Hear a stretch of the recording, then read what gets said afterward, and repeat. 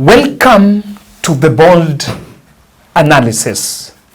I had promised you that I will do a detailed, unbiased analysis about this because I want us to interrogate, I want us to question, I want us to analyze, and I want us to view ourselves what exactly happened and where does this put the state of the nation.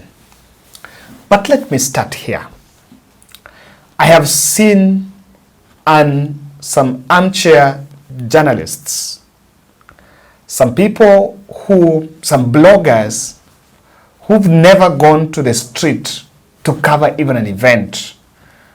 These are people that just came from nowhere, bought cameras, has now started doing videos, running a narrative that the Raila-Ruto deal, and this is joined by pro-government, mostly pro-government teams, saying that Raila-Ruto deal has won, or that Raila has won because the Gen Z protests were suppressed. That because there are no protests in the other parts of the country, the Raila-Ruto deal has won. And I found that pedestrian. I found that a bit casual and shallow. Raila has not won. Neither is Ruto. None of them has won. It is our country, Kenya, that has lost. We've lost. And me, you, both, all of us have lost. And probably at the end of this video, we'll get to understand what exactly is this. The arrest, the intimidation, the profiling, and everything of Thursday protest on the way the operation was conducted is what will show you that the country has lost. And slowly, the country is losing its dignity. The country is losing the 2010 constitution that envisioned both the rights of oppressed and the oppressor. So there was the 2010 constitution did not envision overlap, any sort of overlap. What we've experienced today is it. Let's start here. I'm saying the country is lost. I don't know how you want to marvel at the suppressed numbers. And today I think the security forces overstrained themselves.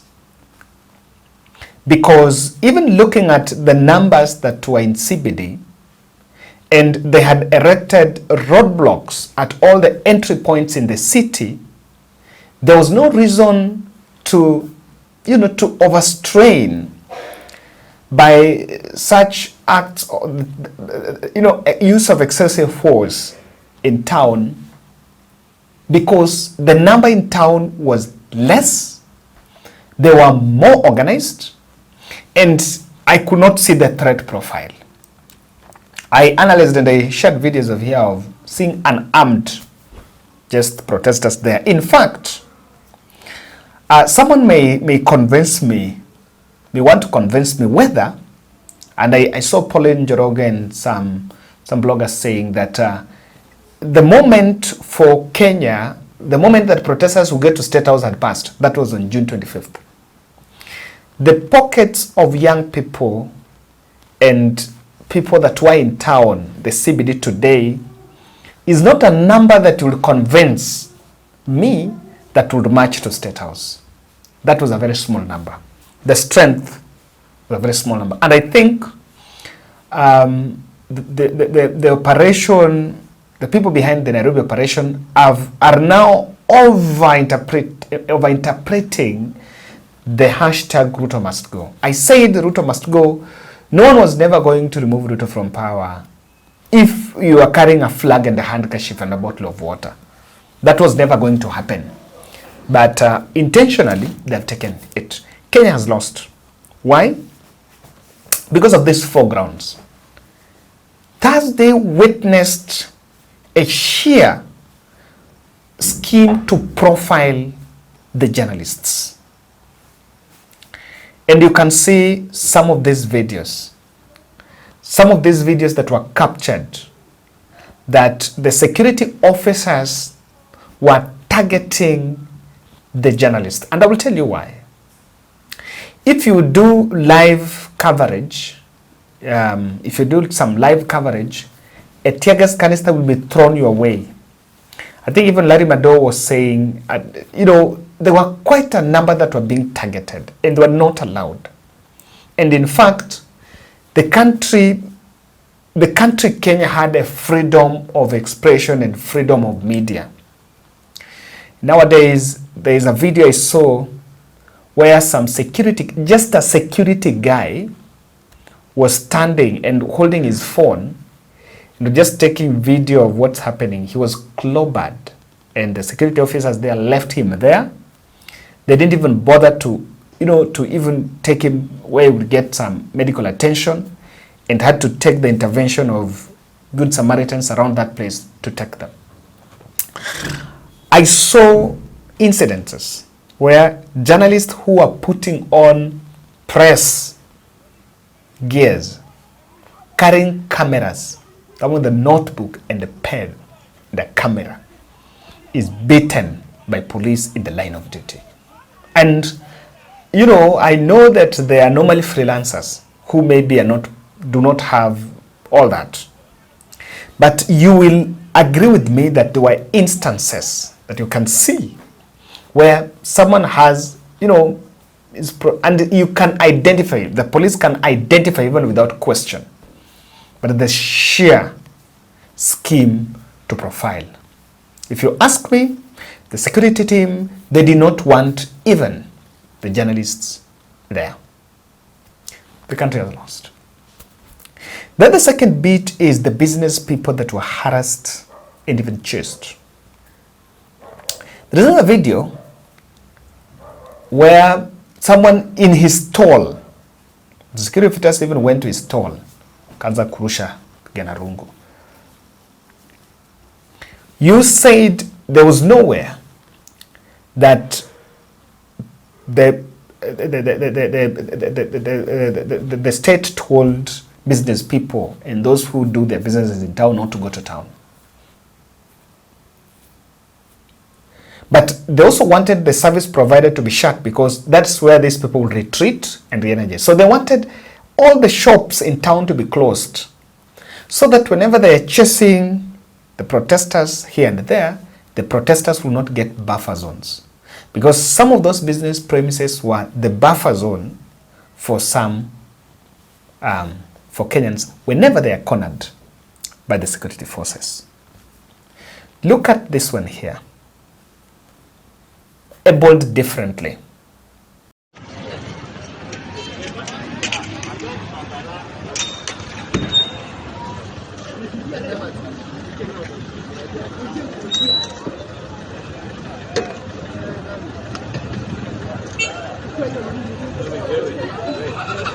Or rather say Kenyan living in disability. Look at that level of handling. The level of handling there is inhuman. And you can't look at that and say someone has lost. This is not what, for the days that Raila has been in this space fighting for social justice, this is not what Raila envisioned in the 2010 constitution. So Raila has not won. And this is not what Ruto took oath to protect, to preside over in the last, on 13th September 2022. And that is why I'm saying I am not seeing either Ruto or Raila. It is Kenya which have lost. This woman is crying. Listen to her story. She's breaking down. Ole mama. Alafu sasa hivi naanza kutoa mimi naweza strike, mimi naweza goma, nikome nini? Hii rika yangu ni ya kwenda mgomba kweli. Tunatafutia watoto wetu kwa sababu ya maisha vile imekuwa. And then unakuja unaharasiwa. Why? Why? Si wanipe pesa niende nitoe mtoto wangu ICU 487. Ole mama. Wanipe 487 niende nitoe mtoto wangu ICU basi. Niwache kuuza mask. very painful, very painful. Yes. Hata mimi nilikuwa job na nikatoka bure. Nikienda NSSF nakuta hakuna kitu. NHIF nisaidie na mtoto wangu kwa ICU. Wanataka nifanye nini? Nifanye nini? Nijue. Mimi siwezi enda mgomo, mimi si riot. Siwezi riot. Acha wamalize ndio. Rika yangu si ya kuriot, please. Sasa wanatupigia nini? Mimi natafuta. Sijakuja kuiba. Natafuta, niko na mtoto wa ICU sasa, hata nikikupea picha. Dawa zile nanunua 3500 per day. Na natumia hii. Nikikosa kazi nakuja natafuta. Nikikuja kutafuta ni shida, nifanye nini? Siona tulikuwa na tear gas. Nifanye nini? Na sina kitu, mimi sirayo. Sirayo natafutia watoto wangu. Sirayo. Natafuta hizo pesa 487 penye nitatoa. Hii maski inaweza kukupea. Ukikuja kazi ni shida. Na struggle. Niko sahi na mtoto ametoka hiyo mtihani wenye wamelipuliwa hapa. Hao watoto wametoka exam, haikupostpondiwa. Hao watoto hawana kitu, ni kalamu. Kwa nini wanapigwa? Kwa nini wanapigwa? Wanataka tufanye nini? Tufanyeje? Have an issue. It's going, NHF cannot sort her. She's selling at least to get away how she could help the situation. So that is why we are saying it is not it.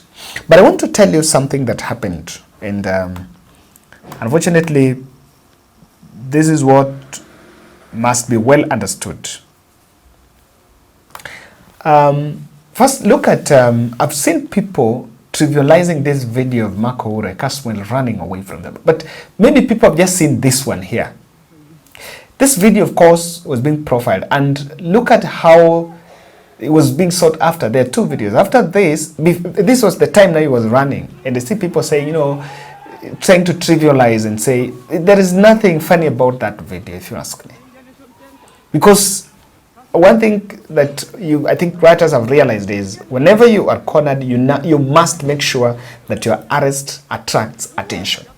From that place, what then happened is another video. I want to show you this one here. Was running, even fell down, and it was a clear case of him being pursued. So this is why we are saying you cannot sit and say so-and-so has lost, so-and-so has won. I'm not saying. If you've ever gone down, cover an event, you cannot say so-and-so has won. Now, something happened that I think most of us don't want to, and I realized it when the police IG was talking. When the initial organizers, the face of the protest, and I want to be specific, Boniface Mwangi.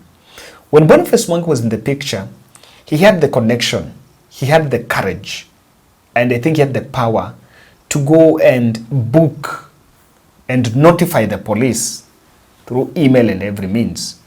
Notify the police about intent to protest. Remember, that is what the law says, that you need to notify and then tell them at what time so that they offer security. But from some point last week, you realized that that suicide note that Boniface wrote, and he pulled it, and technically he came off the picture. So immediately he came off the picture, the fellows that Ynet, I didn't realize, of course, probably there was a push and pull whether they should stop or not. But they were not able to go and notify the police. So, the Thursday protest, what IG Masengele is saying is that the police were not notified. So the moment they were not notified, I think the Kenyans that came out were banking on the goodwill. On the goodwill, or rather the public interest. That because the public wants it, because of public interest, they will come out and protest. So that loophole gave the police the impetus to crash and crack down on anyone who was in town in the CBD and was out there to protest. So they said later on, they said that the organizers did not notify them. So what they also didn't do is, yesterday, what they would have done, they would have outlawed the protest. But they realized even outlawing it does not stop people from going. In fact, it increases the rage. So technically, they just retreated, they just kept quiet, but they knew, because you guys have not notified the police, we are going to crack down on it, because according to them, it was illegal. So, interestingly, you look at the side shows in it.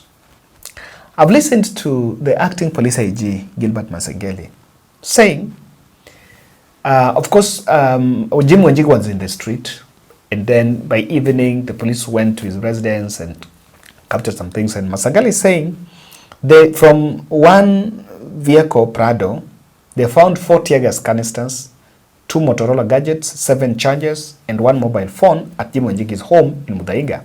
The police said Jimmy wanted to use them to probably destabilize the government. To inform the public that today we intercepted a personal motor vehicle, Brado model KDC 883R in Muthaiga, at the residence of Jimmy Wanjigi. In the vehicle, we have recovered 4 tear gas canister, 2 Motorola gadgets, 7 assorted chargers for the pocket phones, and 1 mobile phone. Investigators are on the ground and to ascertain more details. I've looked at those things, and I have listened to the press briefing by Masengeli. First, I want to give some credit. This is one thing that had been lacking. At least, even if they are running, even if they are propaganda, but there is a position of what the police say. They say they have arrested 174. So I don't even know how 174 people have been arrested, and someone is saying Ruto and Raila has won. I don't know. Is it in order? So he's saying 174 people have been arrested, and then he's saying those things that have been recovered from Jimmy Wanjigi's vehicle. Now let me tell you, around 8:30, the security officers have been able to break through and get to Jimmy Wanjigi's residence, and now it is that CCTV that has now been, you can see it's been going viral in social media. If you look at the things that the police boss is saying they have recovered from that car, are those things lethal weapons that you can say these were out to overthrow? 7 chargers, even if you found 7 chargers, 4 tear gas canisters, and 2 Motorola gadgets, I don't know, walkie-talkie, that is. Can those things overthrow anyone? I look at it and I think, I may be wrong on this, but police boss wanted to, Sengeli didn't want to fall into that trap. They decided to make that press briefing so that things don't change. Even if someone will start making spins, the long it would have taken, because at the residence, when the journalists were trying to ask the police what's going on, they could not communicate. They said, "Wacheni tufanye kazi yetu, we'll communicate later," only for the press briefing to be called later in. And so, from what I've realized, the police were saying that protest was illegal. That is what they are saying indirectly, but they didn't want to say because of the public rage. The arrests were strategies. And it was, around 2 p.m. there was that squat up policy. They didn't want to see anyone in town, anything. The arrests were done on first day of the protests. That was on 18th June. Then after 25th, when now members of the public stormed parliament, they now turned to other violent forms. The other extrajudicial forms. Killings, abductions, and all that. Now today, they're back to arrest. Remember when all this was happening, something that worries me and something that I still is still thinking in my mind is the US envoy was here and was warning against and was asking the government to be accountable for the police brutalities and violations. But they decided still to get that truth. Now, some 4 things I'm seeing here. 1, Kenya Kwanza is sending a warning to civil society organizations moving forward. Remember, there is Kenya aviation workers. They have issued a strike notice. The teachers, not Kenya National Union of Teachers, have also issued some strike notice. So probably if they look at what's happening, the kind of treatment, what happened in the CBD, people are supposed to maybe shrink. That's one thing I can see. Number two, the opposition line, the CSOs, the regime was feeling that threat. I don't know, I'm not saying that threat. I don't think the threat profile would warrant all that. The numbers, they had already suppressed, and they had done all manner of mudslinging the whole movement and slandering the whole movement, and Kenyans are divided. Some fellows have resorted back to their tribal corridors, safety nets, and now look at the movement as some people from one tribe. I see one of the senior MCAs, one of the MCAs in the town running that narrative. Now, the opposition line, the opposition had joined government. The CSOs had really been threatened, been profiled here and there, so the activities had slowed down. So the only people that were in the street with the protests were the media. And probably that's why they wanted to profile them out of the way. The movement has rattled to many divisions, and victimization. And I really subscribe to the thinking that you can leave the stage for now. You've done your part. Just like did part and joined. You've done your part. You've made the gains. They can still sit back and look at the gains you've made and tick your boxes. You'll find so many boxes you can tick and re-strategize and realize that probably there are other means available. So that if the divisions and all that has been, the more the number is reducing, the more the risk factor is there. So probably it is time to reflect and think around it, because you also need to know to what extent. I think it's been overwhelmed, and the state machinery has really taken cover of everything around it. So you can do some SWOT analysis of the whole situation and think around it. Thank you, guys.